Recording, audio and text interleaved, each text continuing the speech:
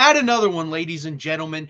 Texas adds four-star defensive lineman Vodney Cleveland from Alabama, decommitted from Alabama months ago, chose Texas over North Carolina, Georgia, and Miami. He chooses the Texas Longhorns, and that makes it 14 commits for Texas. And the most important thing, we have addressed the interior of the defensive line very early. I think the days of going in and getting 5 guys for the interior of the defensive line are over. You have bring in guys from last class. You have Dylan Berryman in this class, Corey Wells in this class, and now you land big man Vodney Cleveland from the state of Alabama. Texas has done their work early in the trenches, and hopefully they continue to do it often with the defensive line and the offensive line. Let's talk about Vodney Cleveland. 6'3", 305 pounds. I think his body is already made to play early at the University of Texas. 141st nationally according to 247 composite. He is ranked in the top 50 according to just 247. So a very highly touted player, a very highly coveted player that Texas is able to land here. Anytime you can land a top 150 player nationally, you've done really, really good work. So congratulations to Kenny Baker. Congratulations to Steve Sarkisian. And congratulations to us Texas fans, because now we get to watch Vodney Cleveland grow up and become a really good football player before our eyes. I think he's a really talented player with a lot of quick twitch, a lot of upside as well. He beats double teams very often, and that's something you want from the interior of the defensive line. You want someone that can manhandle a center and a guard and able to at least come up even and sometimes win those matchups. That's really good. That's what Tavondre Sweat was able to do. That's what Byron Murphy was able to do.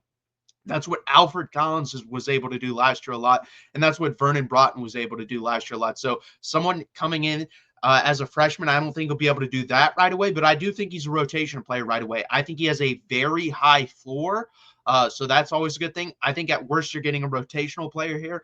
At best, I think you're getting probably an All-American or an All-SEC type player. I really believe that. I think he can be that good.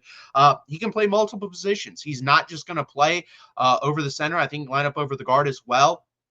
And I think he can do it all very well. I don't think he's going to be phenomenal at any of them, but I think he's going to be B-plus guy at all of those positions and do a decent job. I do think he needs to probably get a little bit better rushing the passer. He only had 5.5 sacks last year, but overall, if you're going to play him up the middle, over the center, you just want him to eat those double teams, and I think he could do that very, very well. I think he can definitely beat Tavondre Sweat. Now, he's just going to have to put on probably 40 to 45 pounds to be able to do that, but overall, I think he's going to be a very good player for Texas.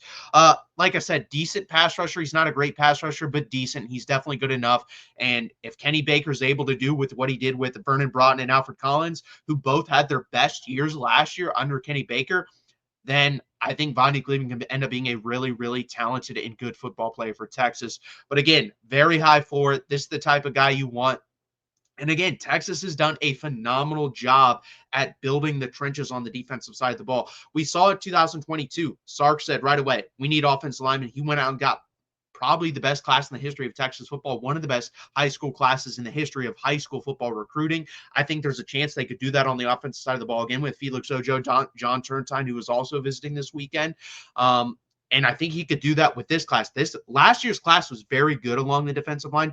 This year's class might turn out to be better. You still have guys in the pipeline that you could land. And Vodney Cleveland is a really good, not even start, but really good, I guess, middle piece of this pie, because you already have Corey Wells and Dylan Berryman. So fantastic job. That brings us to 14 commits and big visitors again this weekend, guys. Other defensive linemen we could possibly land. We're talking about Lamar Brown, who I believe is the highest rated player in the state of Louisiana. That's visiting Texas.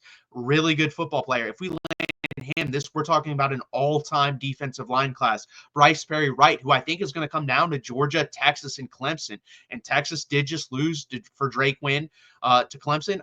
Can we land that one? Because that's a better football player, in my opinion. I think he's a phenomenal football player. Kendall Gerville is also visiting Texas. Hey, can we beat Florida for a big-time recruit? Florida's been hot on the recruiting trail. Can we beat them? Because I think it's going to come down to Florida or Texas there. Texas is not done with the defensive line recruiting. I think they're probably going to go 2, maybe 3 more guys along the defensive end. I think they're going to go even heavier interior. I think you might only land 1 or 2 edges this cycle and land 5 maybe even 6 interior defensive players because they don't want to go in the portal every time they need a guy. We've seen this, 5 or 6 guys last year basically to replace Devondre Set and Byron Murphy, to replace Alfred Collins and Vernon Broughton. You bring in 4 or 5 guys this year, and none of them have super high upside, in my opinion, other than Murad Watson. So can you nail these guys down like a Justice Terry in last year's cycle, a Dylan Berryman in this year's cycle, a Vodney Cleveland in this year's cycle, a Lamar Brown who has probably just as high upside as Justice Terry, if not higher, on the defensive line? Can you do that? So far, they've done a pretty damn good job of that. I still think you have to land 1 or 2 more guys, but overall, this is a really good get for the Texas Longhorns, and it's really exciting times on the 40 acres. The recruiting is picking up, guys. It's going to be hot and heavy the next month. It's going to be crazy. July 4th, you're going to have 4 or 5 guys. Unfortunately, I don't think Texas lands Jalen Lott, who is committing July 4th, but there are other guys on that date that you could land. Chase Calicut, down to his final 2 or 3. I think it's going to come down to Texas or Michigan is coming up in the next 5 days. So be here for all the breaking news. Please hit the like button. Please subscribe and join us every Monday night for the live show. We really appreciate you guys stopping by. And as always, welcome to Vodney Cleveland, and hook 'em, guys.